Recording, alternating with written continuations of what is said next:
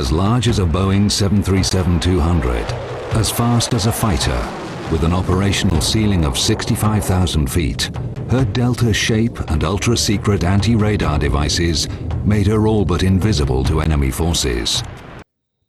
Hey everyone, welcome back to the channel, and unfortunately a video that you're going to see, this ugly mug here, I did want to show you the box in comparison with some way, and I figured why not show my bulbous head and sausage fingers all over it, and that way you'll get to see exactly how big a package you do get in your hands if you do pull the trigger on one of these awesome beauties here from Corgi. It is 1/72nd scale die cast, so none of that girly 1/44 scale stuff.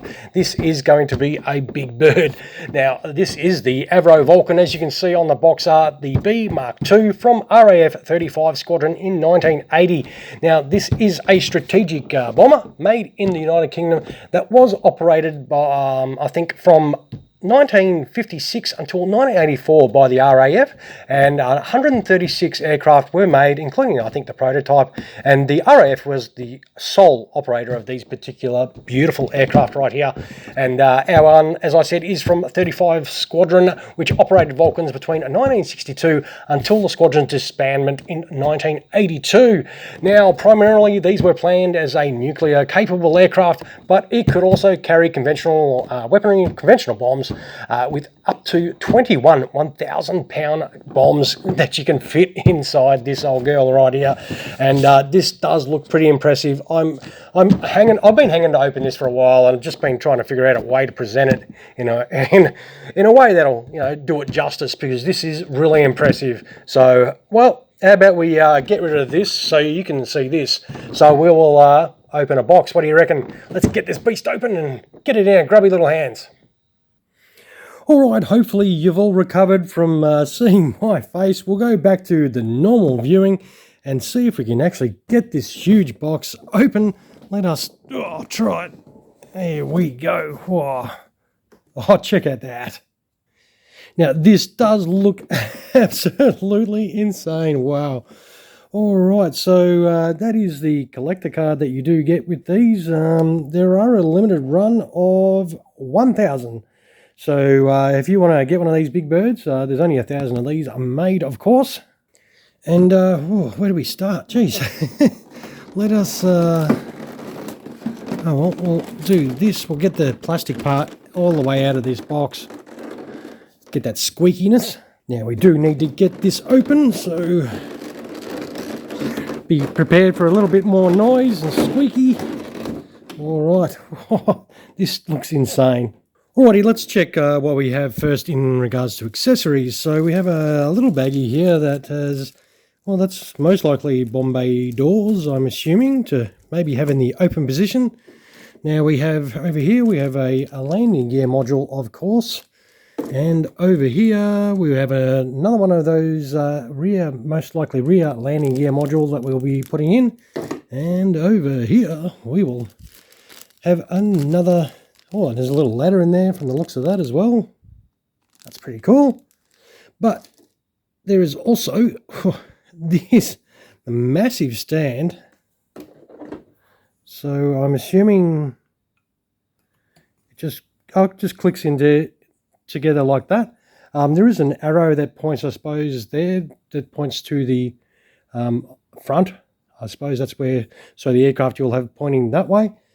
That's what I am assuming. And then the base, now this is all metal, yeah. So that is that large cradle stand. Wow, that is absolutely freaking huge. All right. Let us get this beast out. How are we going to get this out? All right. This is scary.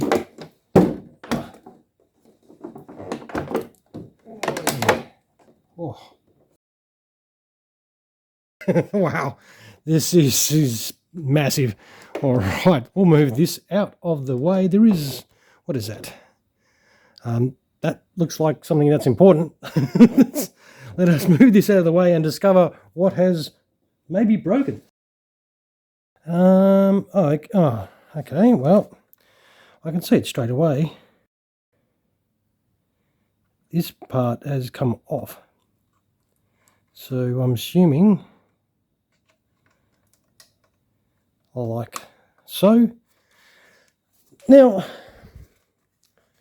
I was expecting this to actually feel bloody huge, but I don't know. That sounds very, very hollow. I was expecting this to be a pretty heavy chunk of metal here, but it does not feel that metally. It's not cold at all. It's I'm just thinking maybe there's a fair bit of plastic in this, which is a little disappointing considering these are really expensive. They're not bloody cheap. Well, let's have a little look at some of the details though. Hopefully you can see those. But we have not got off to a good start with that broken engine nozzle there. As you saw, this is brand new out of the box, so I have not done anything, unless, hey, I didn't see me breaking it when I was trying to pull it out. But I wasn't really being that rough with it. It's got some, you know, look, this is an absolute beast of a model though. It's got some really nice details. Absolutely. Let's have a little look underneath.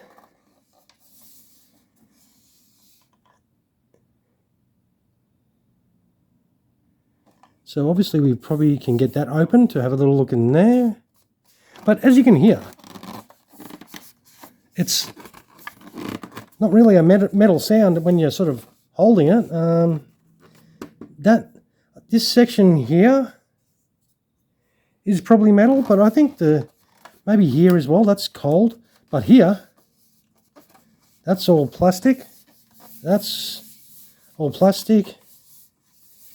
So just this sort of centerpiece here is sort of metal.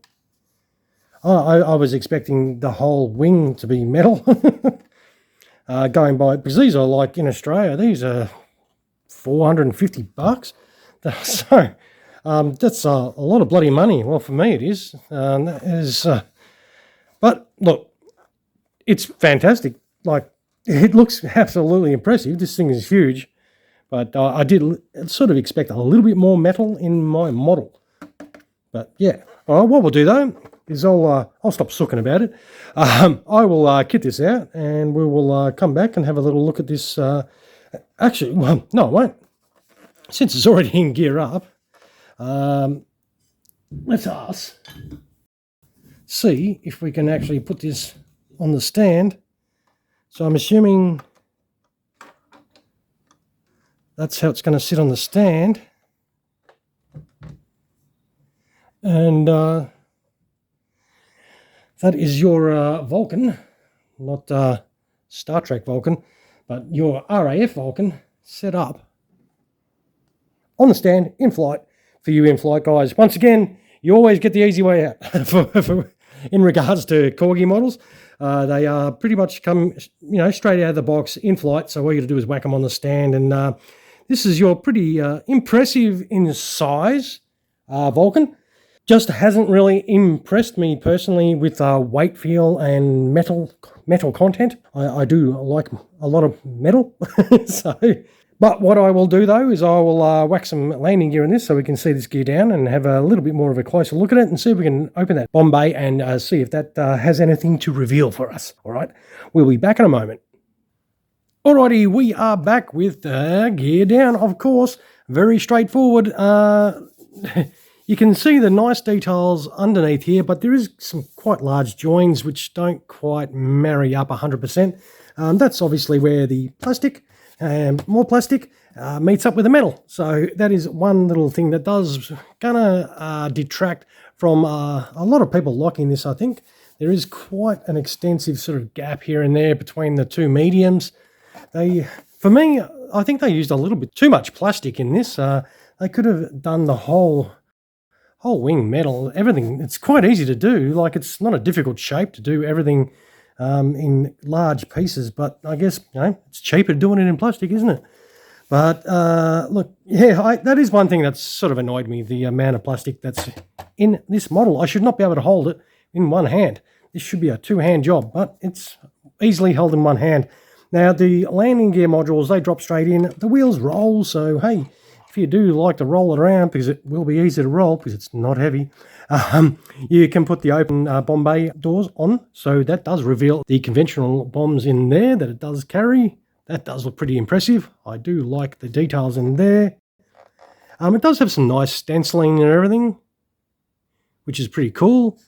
The engine details themselves aren't too bad either, as long as yours doesn't arrive broken like mine did.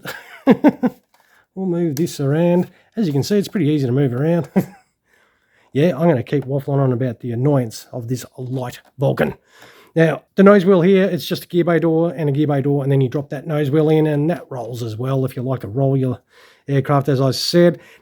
Now, this little hatch does open, and it's got the little ladder, so the access hatch for the pilot to get in, and that is, you know, pretty well detailed and does look very nice as well. But you can see those little gaps. Well, not little. They are fairly large. They're very noticeable. So, look, depending on your fuss level, as I say to people, generally I'm pretty easygoing, but yeah, I am miffed about that weight. But as you can see, it does look pretty nice. It actually does. Oh, let's see if we can. Does have some engine detail in there. Let's zoom in and see if we can see that. Hopefully, you can see a little bit of those engine details inside there. But I think overall it's not bad, but yeah, is it worth $450, $500 for a light, almost toy feel to it? Well, you've got to ask yourself, yeah. We'll put it on the deck here. It does sit nicely on said landing gear, but I'll run across here again and just show you the details. You can see the line there as well.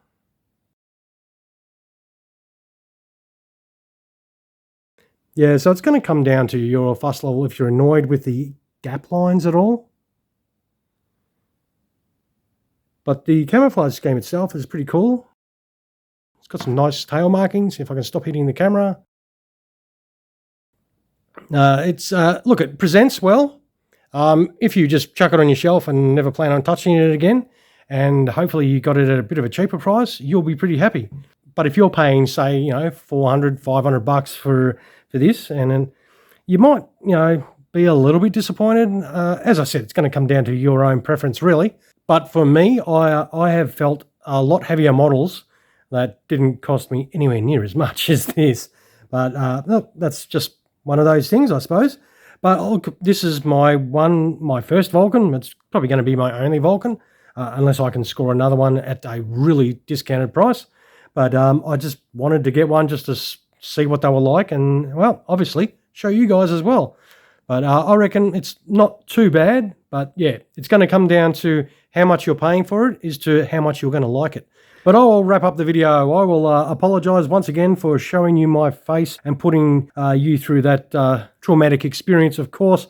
Now, I will try and take some photos of this and chuck them on at the end of the video for you to check it out in a little bit more detail. I will endeavour to put it on the turntable, and hopefully I can do that as well. But if not, I will just do the photos, or I'll do a zip around or something with the camera. All right, everyone, I will finish the video by saying thank you so much for dropping past. I hope you enjoyed checking out this big-ass Vulcan right here. It is massive, so, you know, sausage finger test. It is an absolute behemoth of an aircraft. And, of course, no doubt my UK viewers, a lot of you will most likely have seen one of these cruising around and had that pure pleasure of hearing one of these roar past. I have not.